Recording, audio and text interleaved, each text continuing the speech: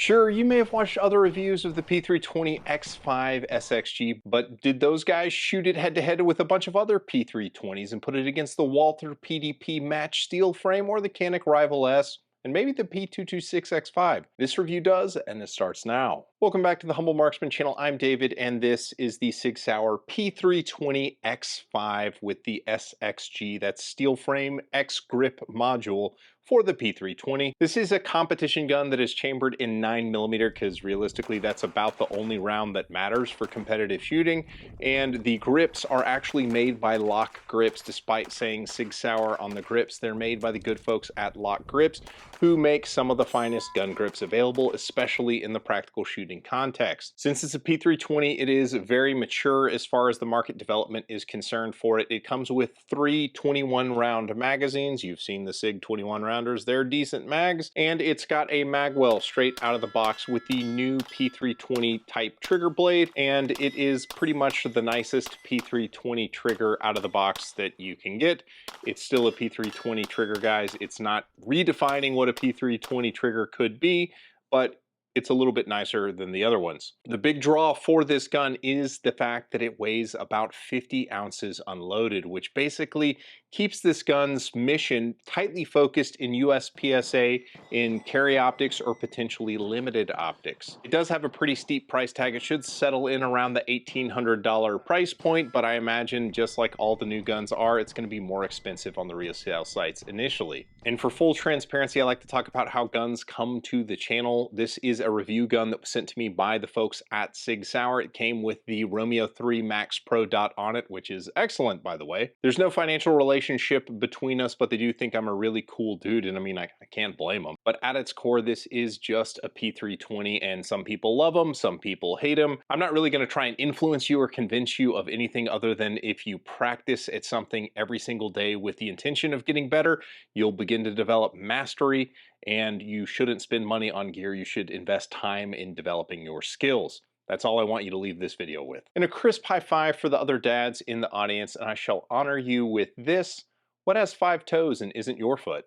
My foot. Being a dad is the best job any of us will get to do, and I encourage you guys to keep getting better at that as well. So real quickly, this is a competition gun, so I feel like I need to kind of define the characteristics that makes a competition gun desirable, and then we can kind of discuss how the SXG kind of lines up on that. And I am going to call it the SXG because if I called it the X5, there's going to be other X5s in the video, so we'll keep it simple. So in the year of 2024, if you're shooting in USPSA, there are about 3 viable pistol divisions. There is carry optics or limited optics, which either division this gun can compete in and be very competitive for. And then there's open division, and that's basically all the pistol divisions that matter at this point. And the characteristics of a competition gun is you want something that has very bitey traction, like very, very good traction on the grip, so the gun doesn't move around in your hands. It has very good controls so that you can manipulate the gun very quickly, and the P320 has that pretty much lined up. And the frame weight itself should weigh about 40 to 50 ounces. Now previously, when the old competition P320s were lined up, they developed them to be about 40 ounces using this tungsten infused polymer, which is good, but we'll get to it. There are some shortcomings for the polymer, but the steel is just heavier. You can put better traction on it. It can accept grip panels, so you can contour the grip both, you know, in the palm swell or the texture that you want on the grip, or just make it look cool, which is important in competition shooting. I mean, let's be real. But really, there has been kind of a move towards heavier 9mm guns, which I know lots of you are probably going to be rolling your eyes. Can't tame the recoil of the mighty 9mm. There's other reasons for it. It's not entirely recoil driven. Now, what a heavy frame gets you is 2 things. First is shot-to-shot stability, which means if the frame is more massive, there's more inertia that the energy from the round recoiling is going to have to overcome, which means that you get a softer feeling shooting gun, which is nice. But the other side of it is that when you're swinging the gun around, when you're registering off a transition, the heavier frame just feels easier to decelerate onto the target with, And similarly, that same like settling in from the oscillations of recoil, it does the same thing settling in off of transitions. It just feels much more stable. When you have to shoot precisely, the heavy frame provides, you know, something that's very easy to get stability with, and it's just a lot easier to aim really tightly and make precise shots. So that's the frame side of it, which is honestly more important than the trigger side of it. The other side is the trigger. With the trigger, you're going to want a trigger that has a break of, you know, roughly 4 or less pounds and a relatively short throw. Now, this trigger is an improved P320 trigger from the factory YouTube, and you can see that it kind of has a longer trigger throw. It's going to be a little bit longer than something like a single action only gun you'd compete with in limited optics, but you know, it's pretty good. Like when you're shooting it rapidly, you don't notice the kind of longer trigger throw or anything like that. So effectively what you're getting if you were to buy a P320 XFive SXG is you're getting a 50-ounce gun, which has better ergonomics, it has better traction, you know, the trigger is a little bit better than this one, but then again, you pay for it. So talking about kind of the characteristics of the P320 SXG, first thing to talk about is grips. Now, pretty much all the other steel frame guns that this would compete against come with trash grips, and that is basically to a gun. There is more or less no guns being sold that have removable grip panels that don't have absolute garbage slot fillers for you to then spend $100 to $150 replacing the grips with some that are functional. That's not the case with the SXG. These LOK grips are exceptional. If this was my main competition gun, I would feel absolutely great just running these grips as they are because they are fantastic. Now, I do have a link to my website posted in the comments down below. If you were to find yourself looking for some more grips, you could check that out and save some money on some good ones. The other side of it is removable grip panels do allow you to change sort of the geometry of the grip to make it fit your hands. If you've got really short fingers, then maybe you can thin up the grips a little bit to give yourself a little bit more trigger reach. Or if you've got gigantic hands, then you can get palm swells to kind of make the gun sit in your hand better. But as it sits right now, the P320 SXG X5 has a very good set of grips that is kind of the Goldilocks in size. The next bit is the stuff you can't change on the frame, and that's kind of the sculpt and contour of the grips. Now, one thing that the metal framed P320 grip modules do very, very well is they make them feel like a P226, which is one of the most ergonomic handguns that I think you can shoot. And you can see this in kind of two ways. There is the super stylized beaver tail right there that is just, you know, blended very nicely. And then there is this very aggressive undercut that provides this nice smooth area where if you need to, you know, move the gun around in your hand, you're not going to hang up right there on the grip. But then, you know, coming down the grip, they have some very usable, very good checkering on the bottom part of the grip that kind of bites into the back of your fingers when you're putting that good front to back squeeze on it. The next bit that starts to matter is it does have ambi slide releases that are very easy to actuate with the shooter's thumb. And then coming up to the slide, it is cut for it's the Sig Pro cut, which means it will accept supposedly RMR or Delta Point Pro footprint optics. You can see that the Romeo 3 Max Pro sits in there beautifully, and this I think is going to become one of the gold standards in competition guns once we prove that they won't break through recoil. This one is approaching 1,000 rounds, no issues so far. The next bit that matters a lot because unloaded starts are a thing and chambering rounds is a thing is the serrations need to be super usable. Because the way the slide is kind of tri-topped right there, the serrations do stop kind of low, so you do have to kind of reach far down on the slide to get some bite from the serrations, but they're very usable. There's ones at the back as well if you are kicking it old school. Seriously, nobody cocks from the back in competition. I can't tell you why. Everybody's just doing that. It's just the way it is. So let's talk about accessories real quickly. Now, it does come with this magwell, and in USPSA, if you were shooting limited optics, you can leave this magwell on. If you were shooting carry optics, you would take this magwell off.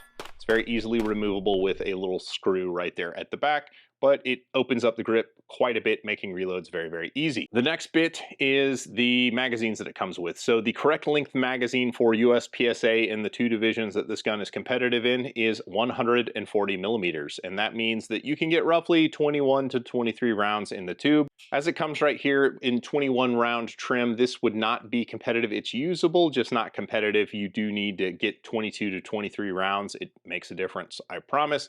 But the good news is that you could convert these through base pads and a mag follower to get 23 rounds, no problems. I can't show you that on camera because YouTube doesn't like that. Having 3 magazines is also a nice feature because SIG magazines cost a small king's ransom at about it costs a short king's ransom at 50 bucks a pop, coming with 3 of them. 3 is about the magic number you need to compete with in USPSA to have a complete belt setup, so they got you covered on that front. As far as the trigger is concerned, you can see right there is a tiny bit of take up, and when you get to a kind of spongy sort of wall, and then there is a little bit of over travel. The reset is kind of anemic. It's easy to short stroke the P320 triggers if you're not used to shooting them. It's always an adjustment for me when I swap back onto a P320 from like single action only guns, just because the reset is a bit longer and it's not forceful. The accuracy out of the gun, because the ergonomics are so switched on and squared away, it becomes very easy to pull the trigger straight to the rear.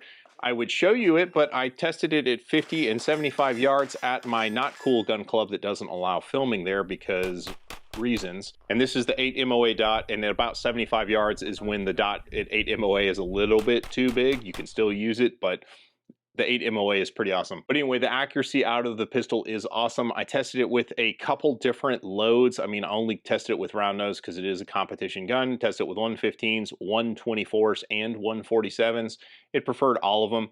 In the box, it comes with 2 additional recoil springs that you can kind of switch the timing of the slide cycling to something that you like, if you want to mess around with that for your given load. And since it's got like a 5-inch 1911 style guide rod, it makes swapping the recoil spring very easy. So to put the gun through its paces, I tried to go take it and shoot a match with some of the guys from the ARFCOM Reviews channel, Paul and Bobby, but then the match got canceled because it rained apparently at some point, and they couldn't build the match, so they canceled it. So we built a match at my gun club and just, you know, went out and shot with it and had fun with some mock stages. What was interesting was that our findings on the gun were very kind of unanimous. Everybody was experiencing sort of the same thing from the gun.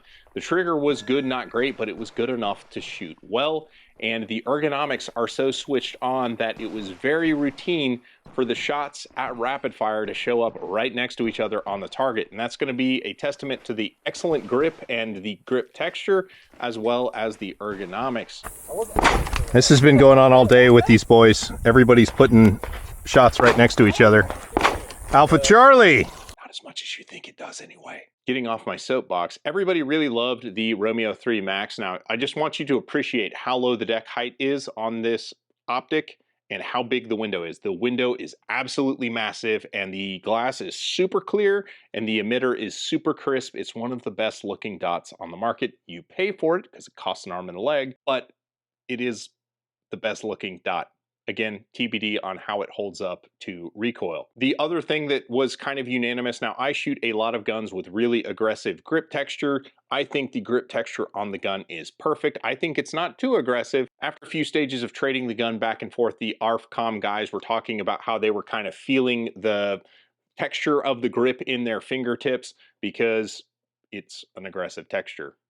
I call it medium, but it's pretty aggressive. We were shooting Winchester White Box for the match footage that you see on the screen, and Winchester White Box is not known to be the softest shooting stuff in the ammo bin, and it did just fine. When I shot it with the Buffalo Creek 115s, which are excellent soft recoiling 115 range loads, the gun was even nicer to shoot. You should check out that link to my website. As far as the aftermarket is concerned, we did test this in 3 different race holsters, well, 4 including the one on my desk here.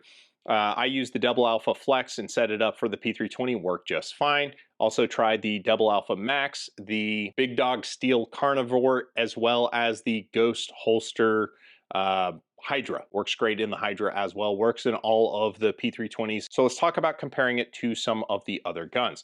So first things first, this is the P320 with the Brauer M1811 grip module, which is a really awesome grip module if you're into plastic frame P320s, but it's pretty much exactly what you'd expect. The XFive SXG is just much softer shooting, not nearly as lively with it.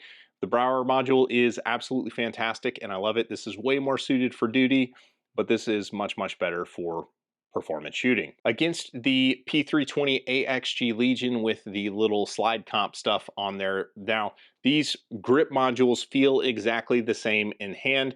This has LOK Grips on it, so it also feels very similar to the way this one feels. So the traction is excellent on this pistol as well. The big difference is the slide comp, which makes the slide feel like it's cycling faster, and the added heft from the frame. Now, while I like the faster cycling feeling of the AXG, I can't argue with results. The P320 SXG frame just stays put on the target a bit better. So even still, the SXG gets the nod. Comparing it to the P320 Max, this is the old Max Michel model that came for the old Romeo 3 Max, which is the RTS footprint optic. That optic is just a little bit smaller than the new Max optic, which is just even bigger, which is kind of crazy. What I found to be true with this one is that, you know, the 10 ounces was missing. The Max just feels a little bit more lively in hand, and the TXG grip module just has this like hump of a ledge on either side that kind of throws your thumb a little bit wider on the frame. It feels like it's not seated as deeply. The texture is nowhere near as good, and as a result, the SXG is just much more controllable than the old Max. Now, let's talk about XFive on XFive combat with the P226 XFive Sport with the little cool takedown lever. It is single action only. The trigger on the P226 is significantly better than what it is on the P320, but the shooting and recoil characteristics are largely the same. The magwell is better on the SXG than the XFive magwell. The recoil is pretty similar. The 226 XFive does have a dual recoil spring versus a single recoil spring on the P320, so the recoil felt a little bit spongier, and that's probably also due to the fact that this has a hammer that is being cocked every time the slide moves to the back. Now, I would actually take the regular 226 XFive over the P320 just because the trigger is superior, and I just like the ergos of the grip just a little bit more, and 226s are just cooler.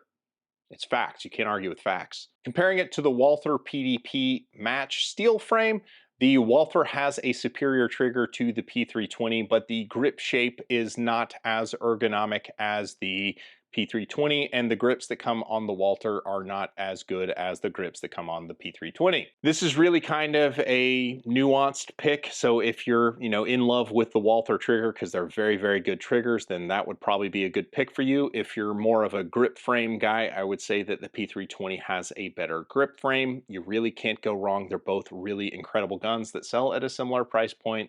At that point, you probably should just get them in your hands and check them out, see what works for you. Against the Canik Rival S, the springing on the P320 is better out of the box. Now, the Canik clearly is going to have the superior trigger to the P320.